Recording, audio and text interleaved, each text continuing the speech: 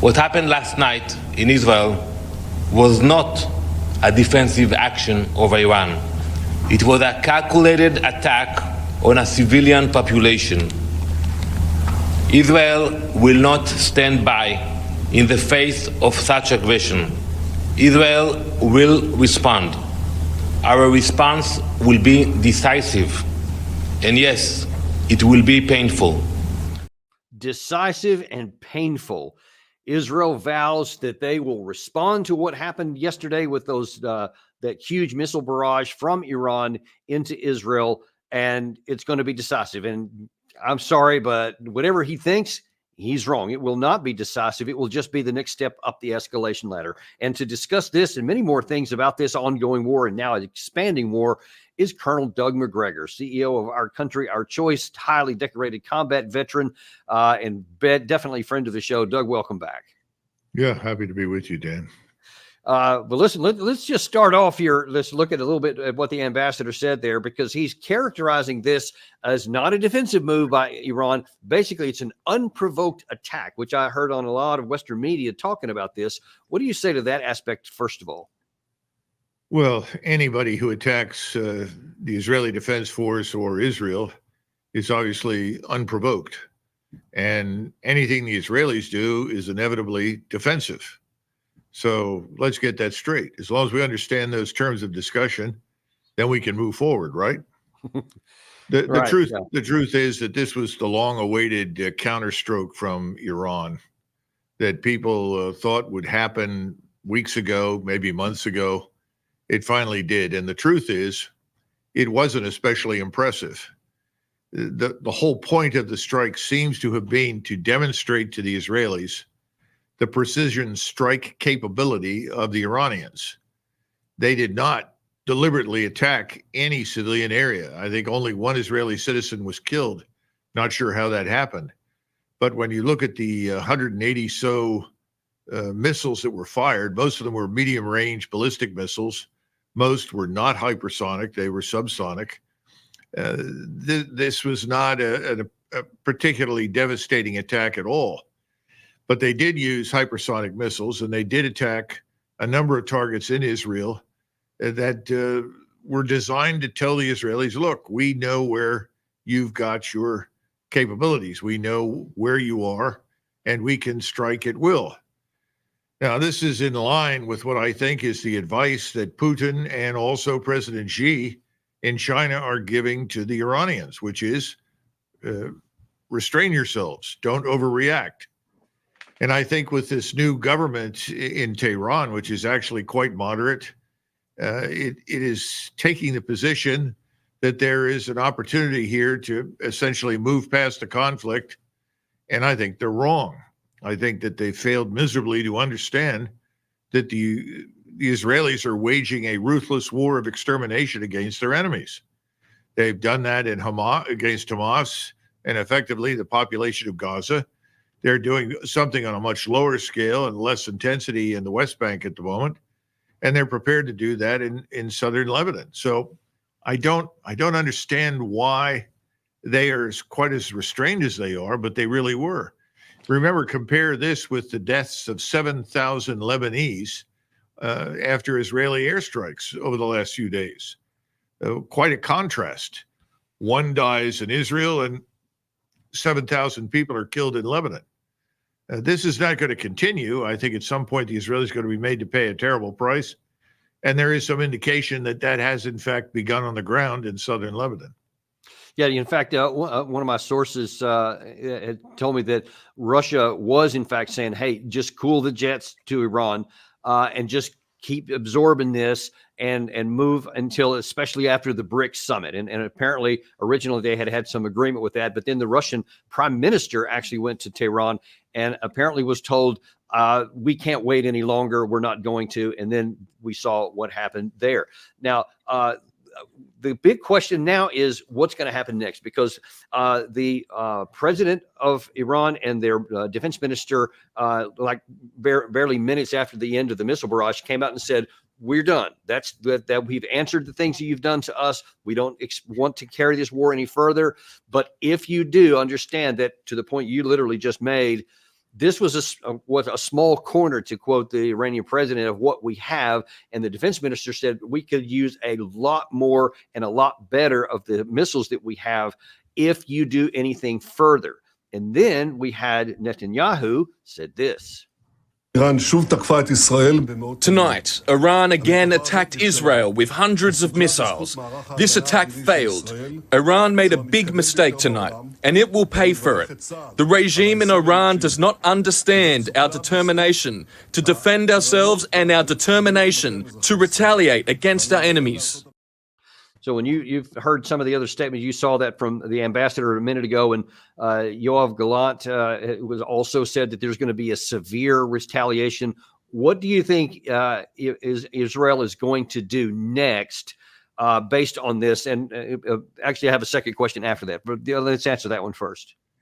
Well, let's recount very briefly what Prime Minister Netanyahu has said repeatedly when he talked about effectively settling accounts with all of Israel's current or historic enemies. Number one, we're going to destroy Hamas, and ultimately we're going to remove, either drive out or kill, the population of Gaza. Now, that objective has not been achieved, but that objective remains. That's number one. Number two, the West Bank has to undergo something similar. We want to push all of the Arabs on the West Bank into Jordan or into another neighboring Arab state, or if necessary, we'll kill them. He's effectively said that. His cabinet is behind that. And all you have to do is look at the numbers of people who've been killed or imprisoned in the West Bank to understand what's happening there. Then he has said, we are going to move into southern Lebanon, and we're going to clear all the way up to the Litani River, if necessary, in order to ensure that that territory is no longer hostile to us. We'll set up a new government of people who are predisposed to cooperate with us, or we'll just kill them. And then finally, you have the other thing, which is the rest of Lebanon. If we have to go through the rest of Lebanon, we have to pulverize it, reduce it to ashes, whatever, we will do that. Now, don't lose sight of the fact that there's this place called Iran. And Iran, if it dares intervene in this process to help or assist anyone, and we know that they've helped Hezbollah and that we know that they've given assistance to Hamas, we will destroy Iran. And he hasn't forgotten the Houthis, and he hasn't forgotten the Shiite militias operating in Iraq or Syria. So this is where he's headed, and it's underway. And the Iranian attack was ineffective strategically because it did nothing to dissuade the Israelis from this course. In fact, if anything, it convinced them to continue on this course.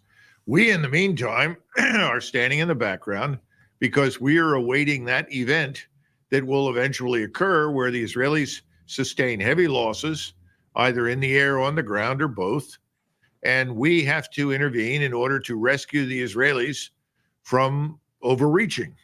I think that's the way the scenario is supposed to play out.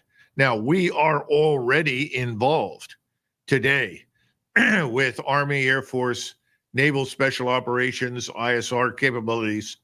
We are helping the Israelis target and lays targets in Lebanon. The death of Nasrallah and the other members would not have been possible had it not been for us and our enabling information and contributions.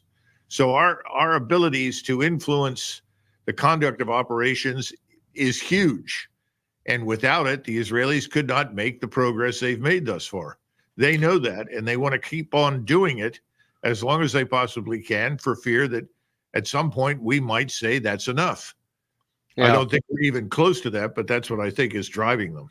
Yeah, and before I ask you what you think that they will do next, like this current retaliation, I want to show you what former Prime Minister Naftali Bennett said to Wolf Blitzer, and I want you to notice as you watch this that Blitzer hears what he's saying. He's like, "Hang on, let me clarify. Is this what I hear?" And watch how this goes.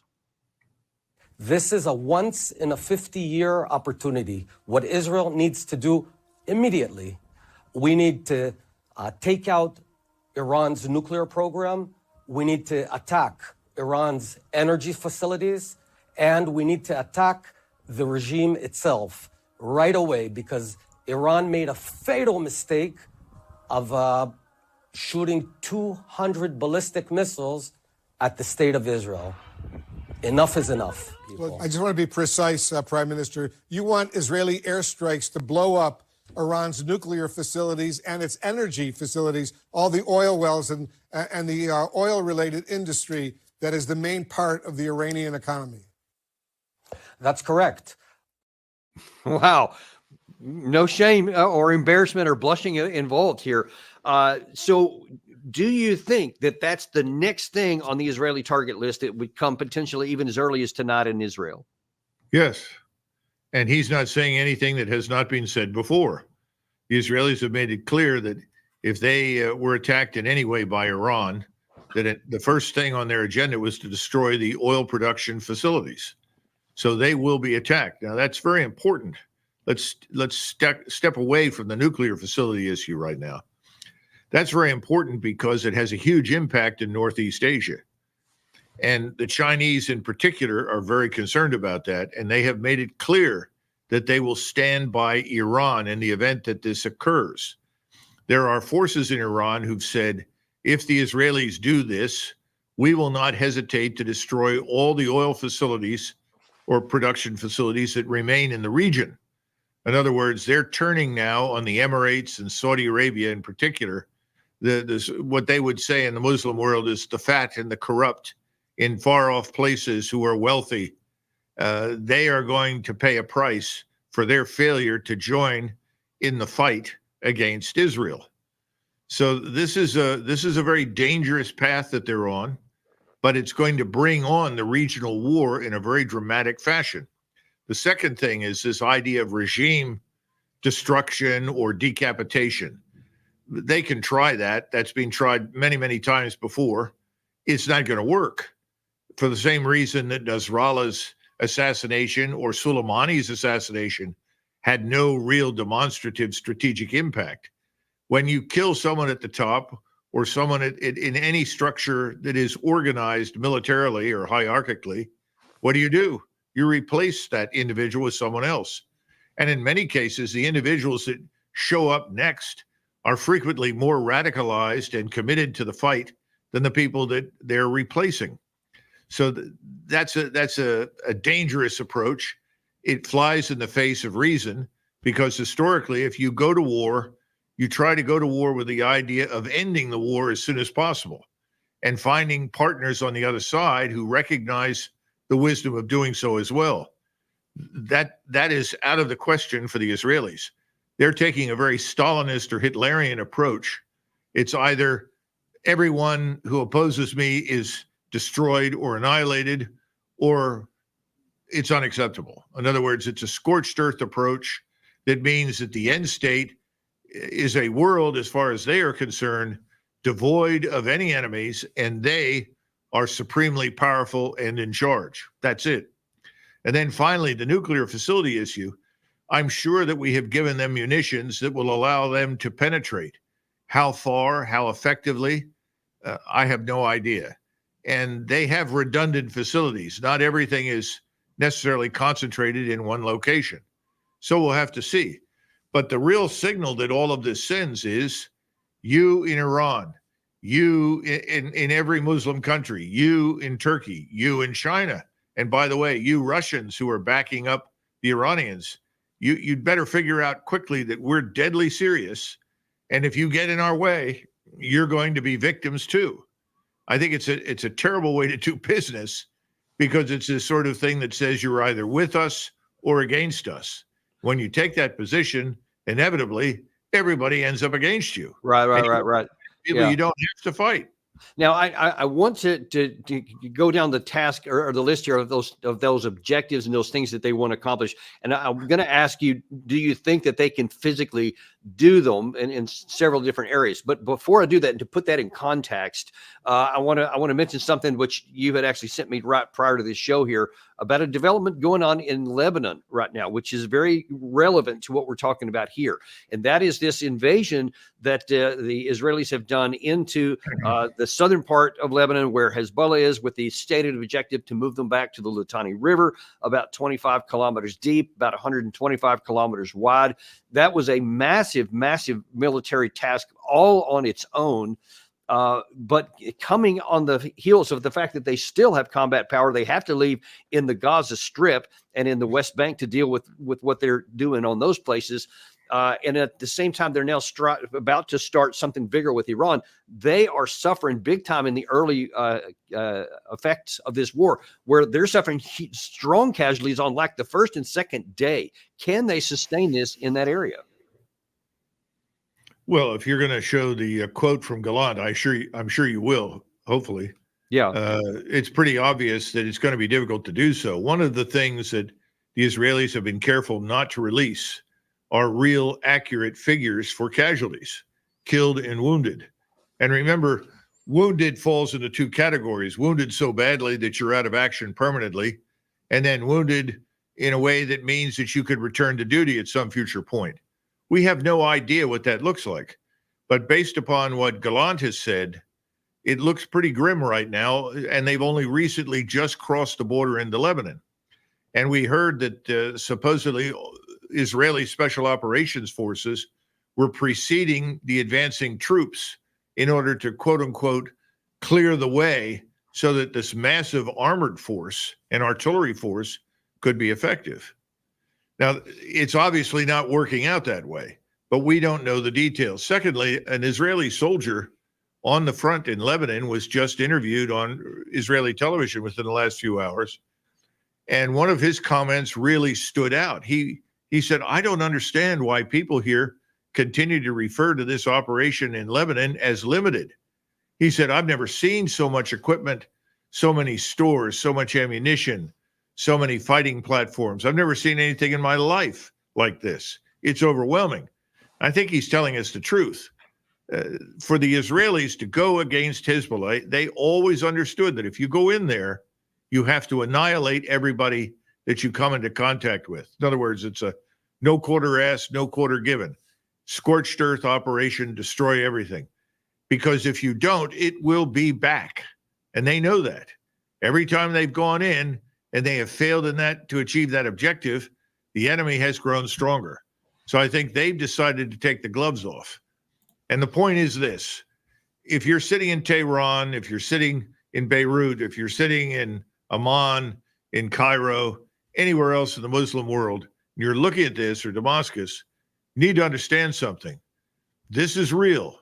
This is exactly what Naftali said. They called it a once in a 50-year opportunity. I think it may turn out to be a once in the lifetime of Israel opportunity. The question is, how does that turn out? Does Israel emerge from this with the victory they want, which is the complete annihilation of all their enemies, or do they not emerge at all?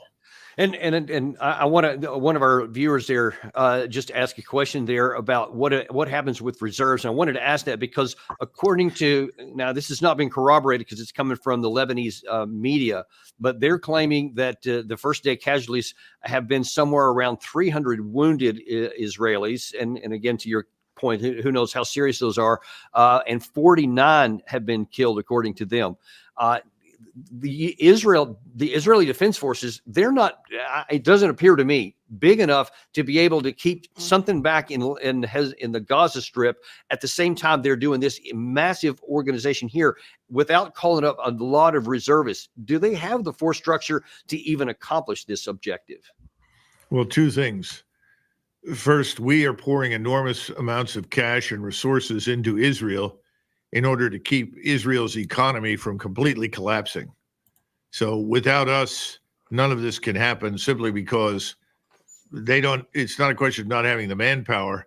They are literally harvesting most of the manpower right now, and they can't keep their economy running under these circumstances without us. Secondly, they seem to have added some new formations. Now, Americans need to understand that what we call a battalion, which may be 500 to 800 to 1,000 men, depending upon the mission profile. A battalion in the Israeli setting is a brigade, and a brigade in the Israeli setting is not a brigade as we understand it. In other words, a battalion looks like a reinforced company, a brigade looks like a reinforced battalion, and a division is really a brigade-size organization of about 5,000. So we toss these terms around, and Americans think, oh man, that's 15, 20,000 troops in a division. No, it isn't. And the Israelis have organized this way so that they have a large leader to lead ratio. And the reason for that is very obvious. Most of these people are just citizens. They're citizens who have been put into uniform periodically, trained, and then go home as reservists the way our National Guards do. These people have taken a beating in Gaza.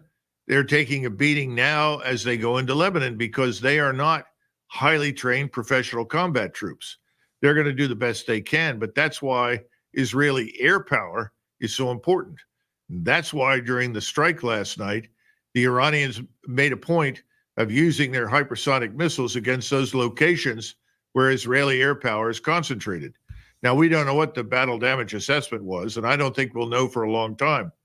And you know from your own experience in war, as I do, that BDA is always very misleading. Yeah. Last night we did this, or the 2 days this happened.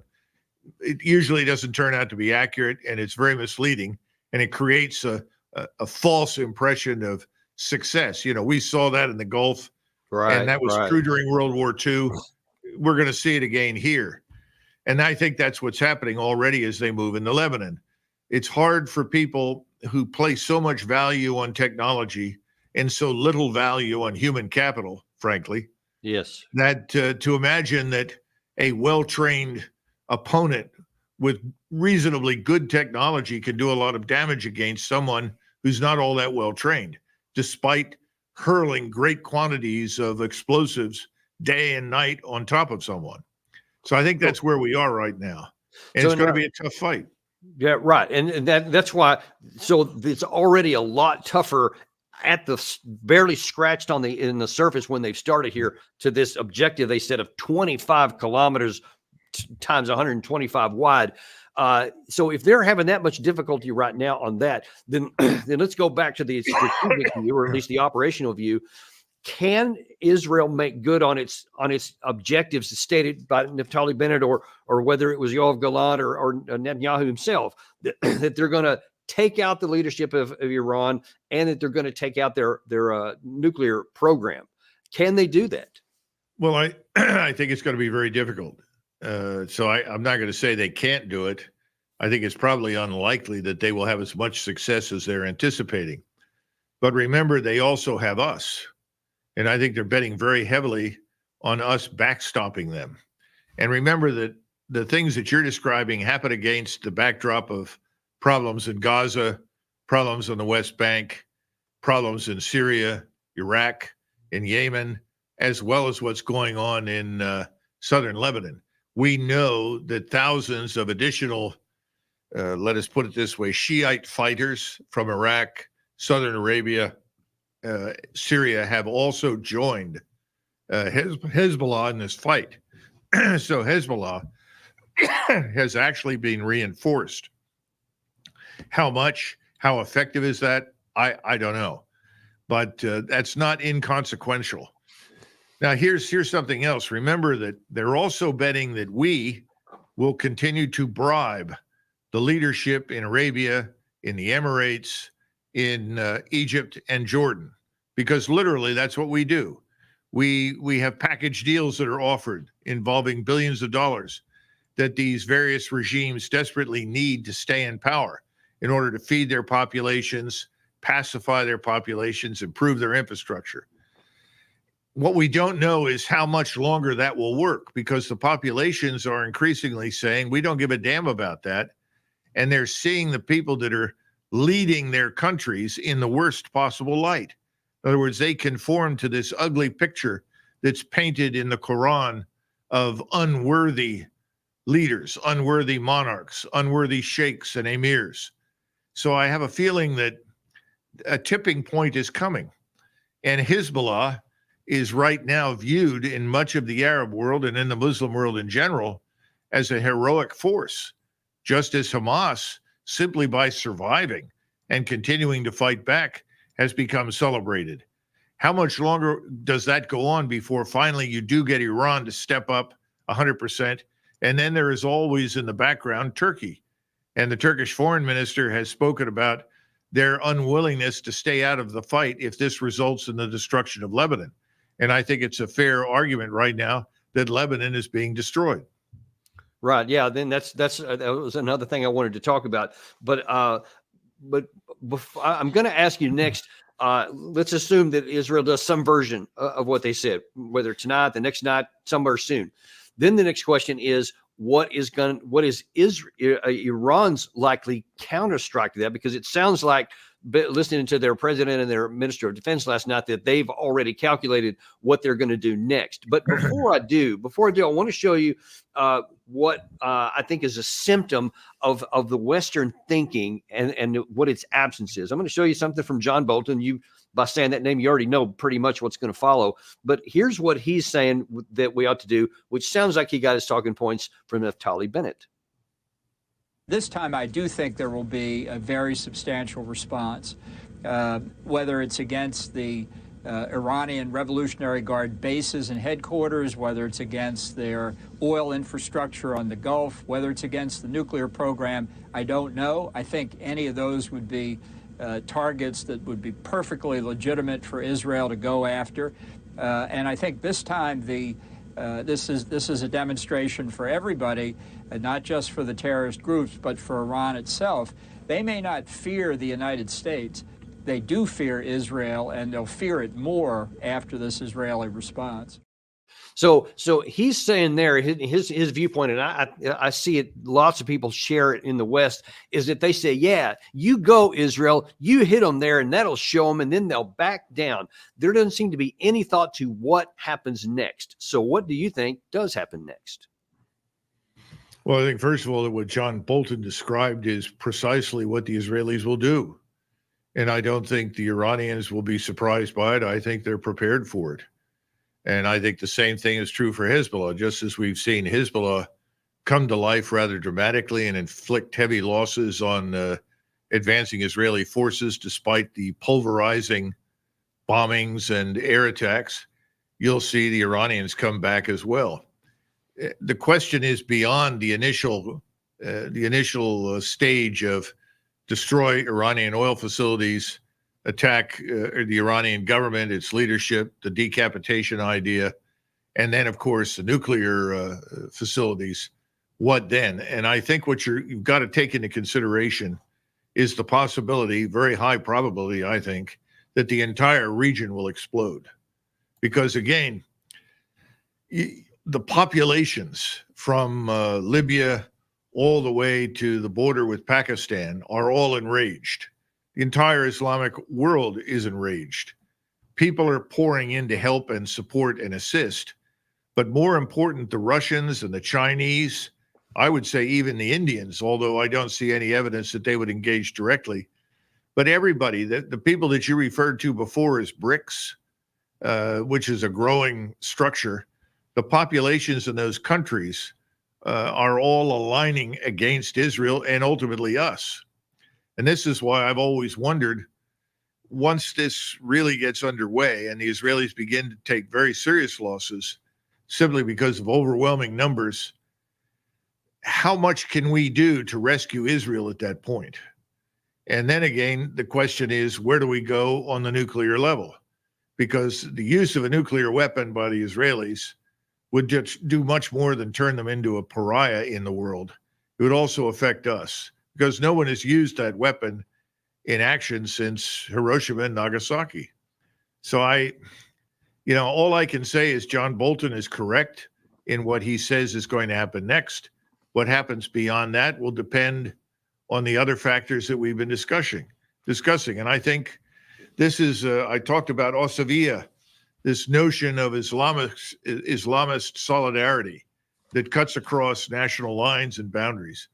I think we're actually going to see that happen.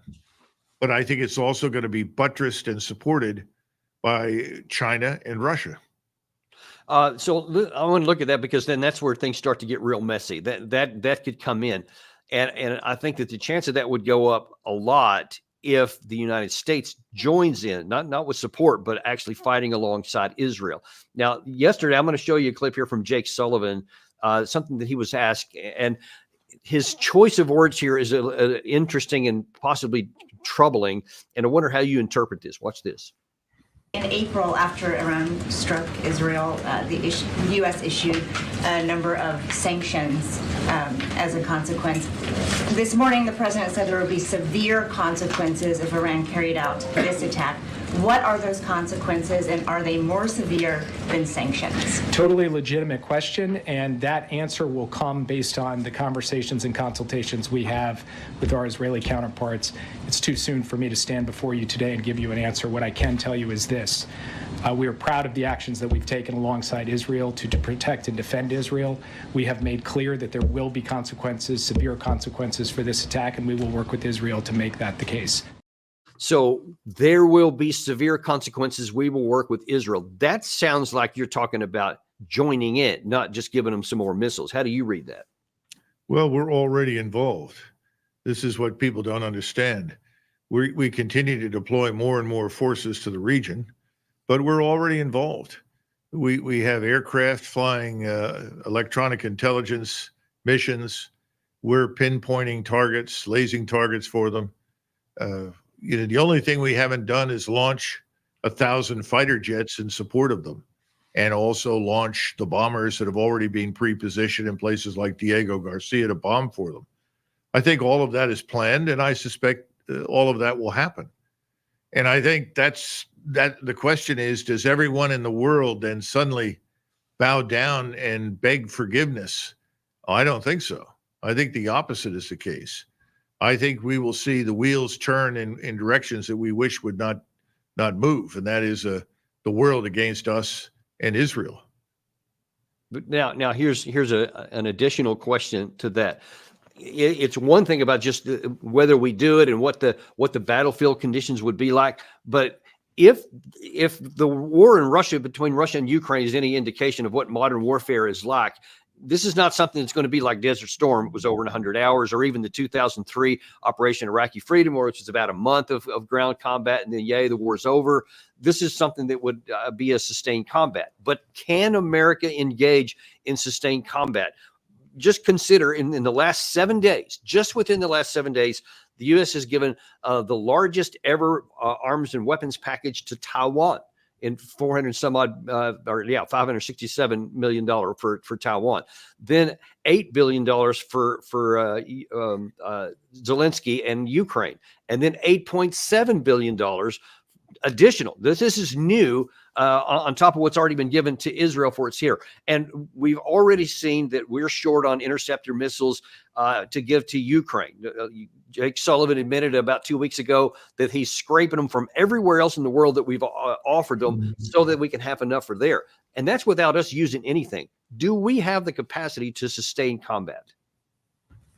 My short answer is probably not. Not if you have the Russians and the Chinese directly engage in support and potentially as co-belligerents. And that certainly is true if you add the Turks to the equation. So I would say no. But again, I'm sure that every conceivable effort imaginable is underway with regard to bribing people to stay out, with any number of different economic and financial benefits and packages. So I think that's underway. Will that work? And that's the real question. And I think as it becomes clear that what John Bolton predicts is happening, it will be harder for those countries' leaders who have historically simply taken the bribe and written off the issue to do so. To some extent, you might compare the beginning of this catastrophe to the outbreak of the 30 Years' War. The 30 Years' War begins at roughly 1618 and runs until 1648. It's not one long continuous war, it's a series, because not everyone becomes engaged immediately. it takes time for the various belligerents to make the decision to intervene, to organize themselves, and then fight. So I think you're in a similar situation right now where there are a number of people that are watching this that think they're going to have to fight. They don't want to, but they're increasingly convinced they'll have to. And it depends on our actions. And our actions, I think, as Jake Sullivan has made very clear, are continued unconditional support for whatever Mr. Netanyahu wants to do. And certainly John Bolton has given you a good snapshot of what they want to do to Iran. And I've tried to broaden that by saying what are the implications for the entire region and the Muslims that live in it. You put it all together, and I think that's going to have an enormous impact globally, not just regionally. And it's not going to help us or Israel in the long run in any way. That headline that Gary's showing right there, apparently that's something that's new. It's today that Biden apparently opposes hitting Iran nuclear sites and wants it to be proportional, et cetera. The question is, how much influence does he actually have? I'm going to show you this clip from Biden in the immediate after this. And of course, he's just reading off the talking points, because I've heard this literal phrase from everybody that these attacks by Iran were defeated and ineffective. Watch him here. Based on what we know now, the attack appears to have been defeated and ineffective. And this is testament to Israeli military capability and U.S. military. It's also a testament to intensive planning between the United States and Israel to anticipate and defend against the brazen attack we expected. Make no mistake, the United States is fully supportive of Israel. And I've spent the morning and part of the afternoon in the Situation Room, and meeting with my whole national security team and consulting with the Israelis indirectly, because in terms of their impact on us. And the national security team has been, as I said, in constant contact with Israeli officials and their counterparts. Now, there is an article out that I think it also came out yesterday. No, it was on the 30th in Politico. And in that article, there's a discussion that there was a lot of debate and discussion within the Biden administration about whether they should greenlight Israel's desire to go into southern Lebanon to fight Hezbollah. And apparently, Brent McGurk and one other official, I can't remember who it was right off the top, is reported to have worked with the Israelis and to get permission from that so that they could do it, and we would give them whatever support was needed. It was interesting, though, in that it said that within the administration, in the White House, in the Pentagon, and in the State Department, there were those who were against doing that because they apparently foresaw some of the problems that we're now seeing play out, in that the military task is so high for the Israeli Defense Forces that they can't succeed in that objective going up the Litani River without direct help. So they said, don't give that permission. Now, one wonders in the aftermath of that, if that's accurately reported, that now is Biden going, okay, hang on a second, because if the McGurk crew were wrong about how easy it was going to be in southern Lebanon, they may also be wrong about what happens if Israel hits Iran's nuclear sites. Do you see Biden having any possibility of telling Israel don't hit the nuclear sites or the make it proportional, or do you think that they're going to do whatever they want? There's no evidence, contrary to whatever is claimed, that the administration has presented any obstacles to the Israelis in the course of executing whatever the Israelis want to execute. So I think that's ludicrous. Amos Hochstein and McGurk have both solidly represented and pushed Israeli interests at every turn. So I just think that's nonsense. We're 100% on board. Now, I'm not saying the American people are. I don't think the American people are aware that we are almost on autopilot right now in terms of flying into the storm that looks like a regional and then global conflict. No, I don't think Americans are remotely aware of it. And there's certainly no interest in the mainstream media or in Washington, as far as I can tell, to alert anybody to the ramifications of these actions. On the contrary, I think they believe that they're going to be able to pulverize everybody into submission. And if the Israelis can't do it on their own, we'll help them. And ultimately, everyone will be beaten into submission. I really believe that. I don't see any evidence for the rest of that. Now, just to break away for a second, in Tehran, there was a significant discussion, debate behind the scenes between what I would call the traditional hardliners and this new government, which has taken a decidedly moderate position vis-a-vis Israel and the United States. The new government won the argument, and that's why the strike was, in my judgment, strategically ineffective. Now, what happens next, especially if the Israelis do exactly what John Bolton has described, and I think they will, then the gloves will come off completely. And the Iranians will have no reservations or compunction about doing anything. And they will have a lot of support. And again, this is where the regional explosion is headed, and that explosion has global implications. No one is looking at that because people in Washington have this view that this is really 1991 and that we can pretty much do whatever we want. And our close friend Israel can do whatever it wants, and we'll back them all the way. I think that's really where people are, and there's nothing else to be said about it. You and I, all the rest of us, we're going to be bystanders at this disaster as it unfolds. To your point, it's interesting you bring that up about the current Iranian government. There was an interview done with their vice president before this missile barrage struck, and he was explaining part of the reason why they were reserved in their responses to things that had happened so far, and the reason they did. And watch what he says here. When Iran, with the new president, was opening a greater possibility for accommodation, for cooperation. By the way, a new president who has said that he wants to have better relations with the United States. With the rest of the world. Including, but specifically he's mentioned the United States. He said that he wants to at least de-escalate the situation with the United States. And that is part of your, in principle, right? I mean, that's what your government now wants to do going forward. Yeah. But then they killed Hania on his inauguration day in order to block that. They've done that in the past.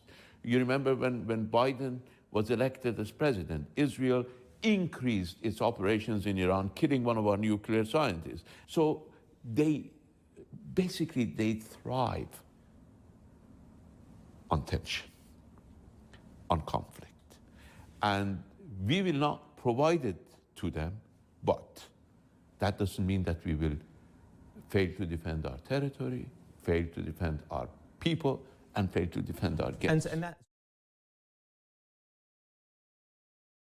their desire was to improve relations with the United States, but they said Israel blocked that at every case with concrete actions. That's not even an opinion. That's just an examination of the facts that have happened, many of which we're still seeing play out right now.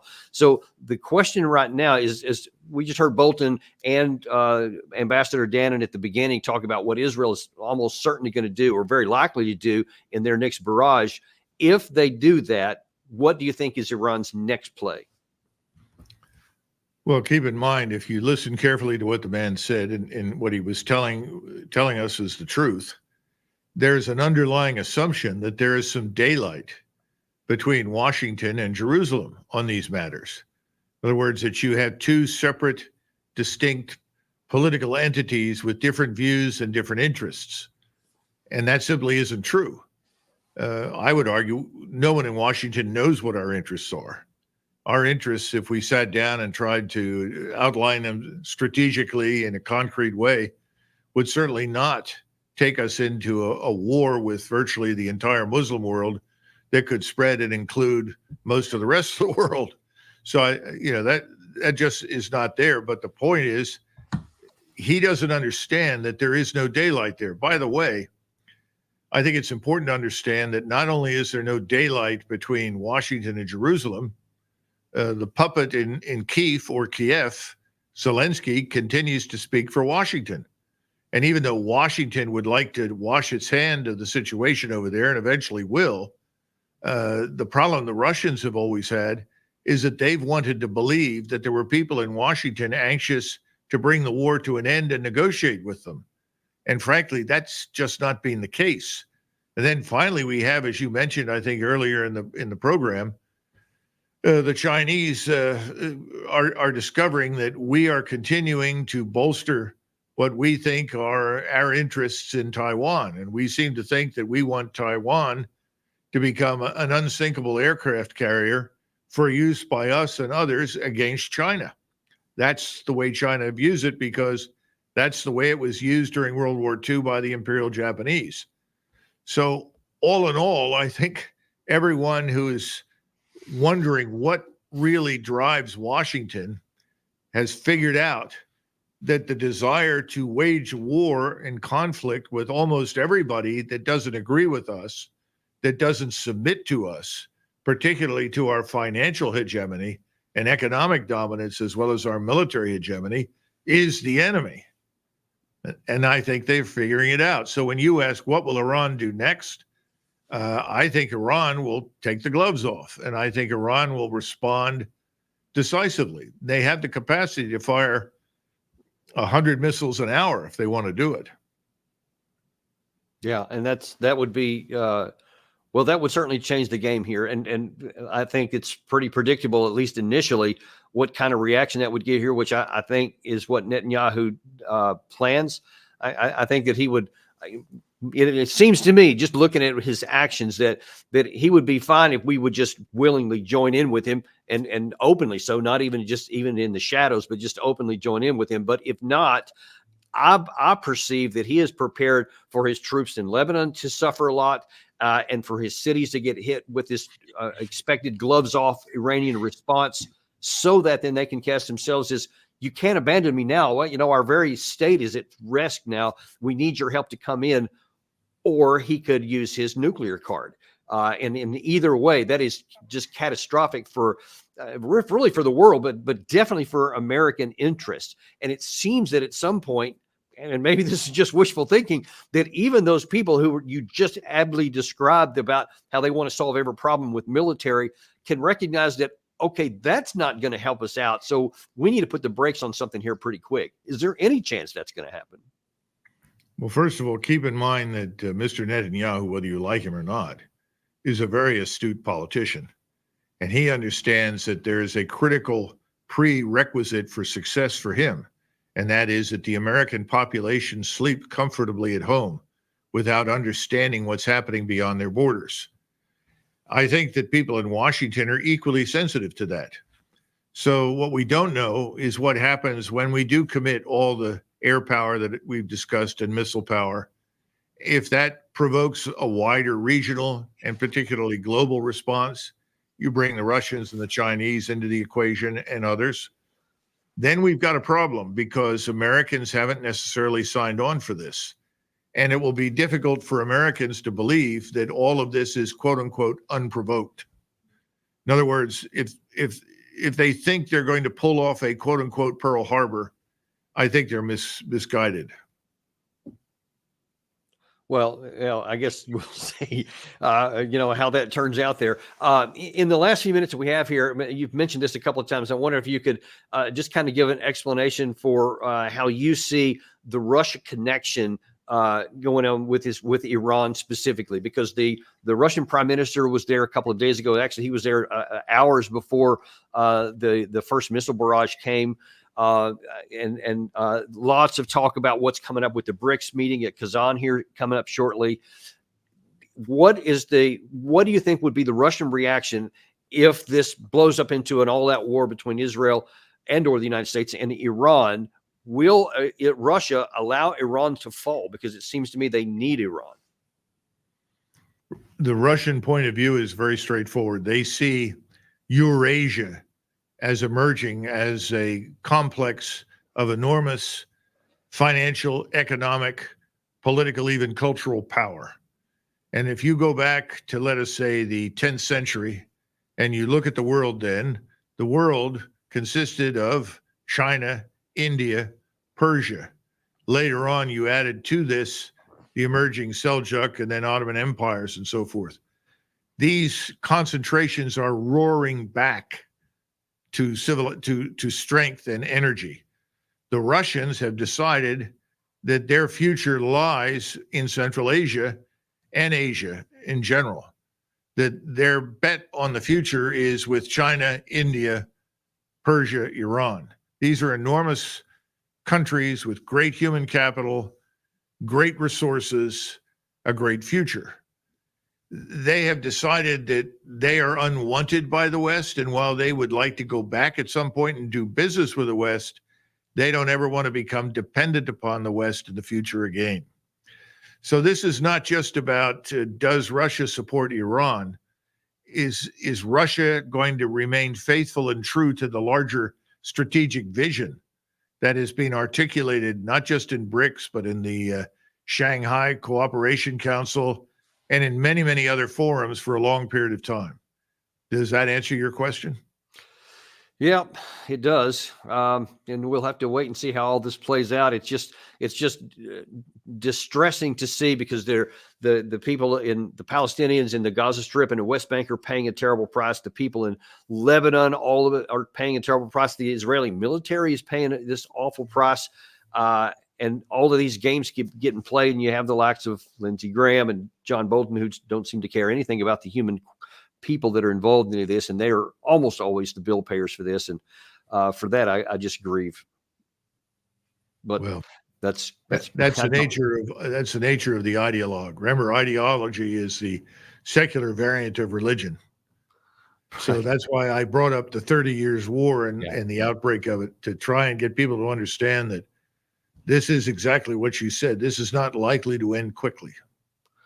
Yeah, I don't see any evidence of that here. We just can hope and pray that this doesn't at least escalate too big, however that's defined. But listen, we're going to stay on top of this. Thank you so much for coming on today, Doug. This is a great piece and really educating us on at least we understand what's going on. Thanks for coming on. Sure, thank you.